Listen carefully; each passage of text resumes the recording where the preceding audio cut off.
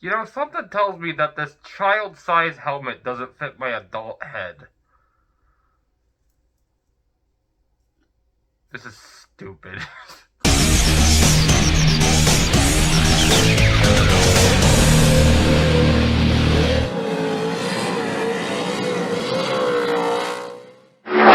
Welcome everybody to the 4th episode of the Burnout series. This week it's all about Auto Club Speedway and how good its final race was. And that's sad. So yep, as you guys may have noticed, this was the final race at the Auto Club Speedway just this past week. Mainly because NASCAR wanted to appeal to people that had less than a 3-second attention span and turning it into a crappier version of Martinsville. And by that, I mean a housing market! Because apparently, NASCAR sold all the excess land from Auto Club Speedway to real estate! Which we all know what happens every time real estate goes to a NASCAR track area. We're gonna have houses built there, Karens are gonna move into the houses, whine about the noise, and the track's gonna be closed completely! We saw that with Nashville Fairgrounds, we saw that with Myrtle Beach, we're pretty much about to see that with Greenville Pickens. Man, I just love the housing market! Because you know what we need more of in this world? Houses! We have enough houses already in this country, come on. The last race at Auto Club, on the other hand, was in fact a pretty good one. I think overall it comes to show that we can have great racing that isn't just cars on top of each other from start to finish. But of course we can't have that anymore, right? It's gotta be either short tracks or super speedways now, I guess. But yeah, aside from that, Kyle Busch winning the last race at Auto Club Speedway. Yeah, I knew he was gonna win something, but not as quickly as he did. Like, wow, that was quick. Probably because usually when a driver races for a new team, it takes a while for them to get used to the new car. We saw that with Tony Stewart with his team, Brad Keselowski, which he still hasn't won a race with. But I guess Kyle Busch, when he wants to prove to the whole world he's good at racing, he does it. So yeah, pretty nice. But yeah, aside from that, yeah, Chase Elliott finished second, so that was my Cup prediction. Finished second, so as much as I'd love to see him win, but I mean, second place is pretty good, I guess. Aside from that, yeah, another thing that happened that week, rain affected the Xfinity race, pushed it to after the Cup race, so that was kind of weird. Had seen the Cup race first, followed by the Xfinity race, but I mean, at least we got to see the race, some racing at night at the track, so that was cool. Even though I kind of wish the Cup race was finished at night, but at least we got to see some great racing there, so in its final race. I know, I don't really have that much stuff to talk about this week, mainly because it's just not as big of a week. But yeah, I mean, it wasn't like a fluke either. Kyle Busch was up front for a big chunk of the race, so he was up front. He was proven that he had the capability of winning, so yeah, maybe we might be seeing a lot of wins from him this year. So I did predict he was going to win 2 races this year, with the second one being Crown Jewel event, so something like the Southern 500, Coke 600 or something like that, but judging by that, it might be way more than 2 at this point. He might even be like winning like 4 or 5 races this year. Alright, so then of course some other drivers that were worth talking about. Chase Elliott was another one because he finished second, but Ross Chastain was a pretty big factor throughout the race. Swept the first 2 stages, and overall I felt like he was actually going to win something this time around, but in the latter portion of the race he kind of blew off his steam and kind of fell back, finishing 3rd in the race, but he's really coming to show that he might be one of the next big stars in the Cup Series at this point. So, we saw how good he was in the last couple races in the playoffs last season, and we got to see how good he was at Homestead, Las Vegas, and that insane move at Martinsville. So, yeah, I mean, don't sleep on Ross. He does have the capability of winning another race soon. So, I did predict he was going to win 4 races this season, so it could happen. And then one other criticism I had, this is basically the main criticism I had, which you all know what it is. It's Fox, like always. Every single race this year had Fox as one of the biggest problems. It's all different, it's all had some different issues. The Clash had bad camera shots, the 500 had a lot of commercials, but this time around, it's just like, the commentators looked like they just didn't want to be there.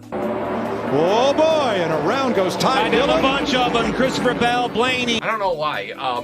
Clint Boyer, for as much as the main reason I liked him was because of his energy, just didn't show any energy in the cup race at all. Yeah, it just looked like nobody wanted to be there. Even Mike Joy just sounded like he didn't want to be there, which that kind of sucks because they're great commentators, and I really don't. I feel like they just don't want to do this anymore. They just want a paycheck and leave. I like you guys. It's just you keep having so many issues, Fox. Fix them. Put on a good show. Have great camera shots. Have decent enough commercials. You can put in commercials, just not every 5 seconds. And my goodness, have some energy in the booth! This is great racing and you're acting like you don't want to be there! Ah! Come on, guys. Alright, so moving on. I didn't really get to watch the Xfinity race yesterday, mainly due to us doing the stream at the time of the race. But John Hunter Nemechek won, which was who I predicted was going to win.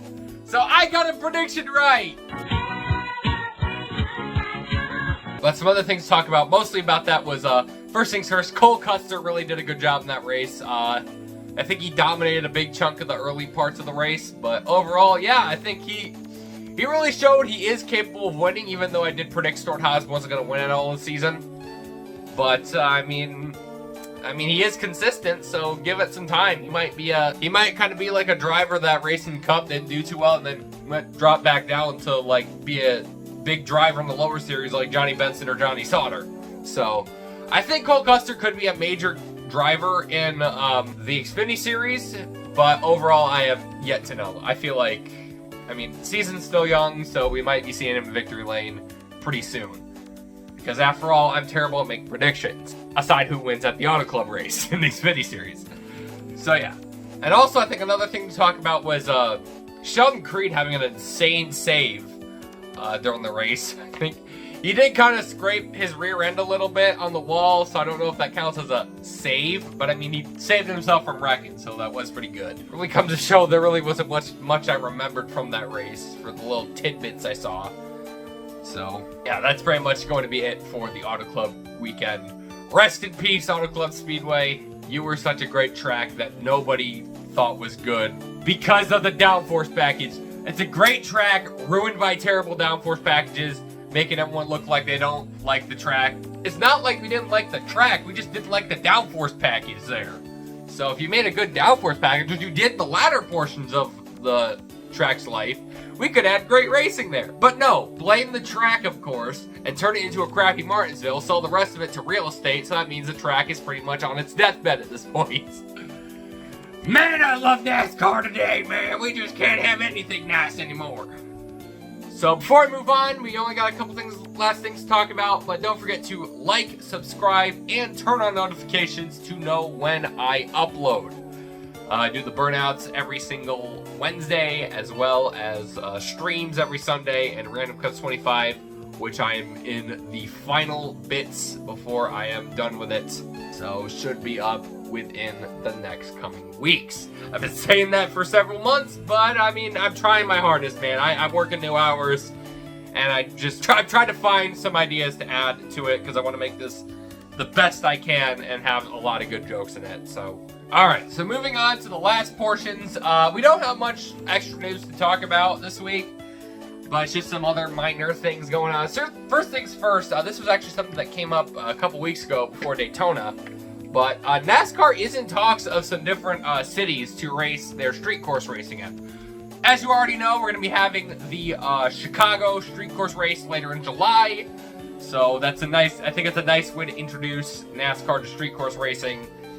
But NASCAR's already in talks of trying out some different cities to bring street course racing to. So far, I think the biggest potential ideas have been Las Vegas, and recently New York City is in talks of running a street course race, which is something that I don't think is gonna happen, because I don't know if it's gonna be, I think I heard it's gonna be in Staten Island, but I mean, like, it sounds like a good idea, but if you want to run a race in New York City, that's gonna be pretty hard. I was thinking, oh, is that gonna be like at Times Square or something? Because that's gonna be really hard to shut off a couple streets at Times Square or a couple streets in New York City at all, because I don't know, it's just something that I feel like is a cool idea, but I doubt.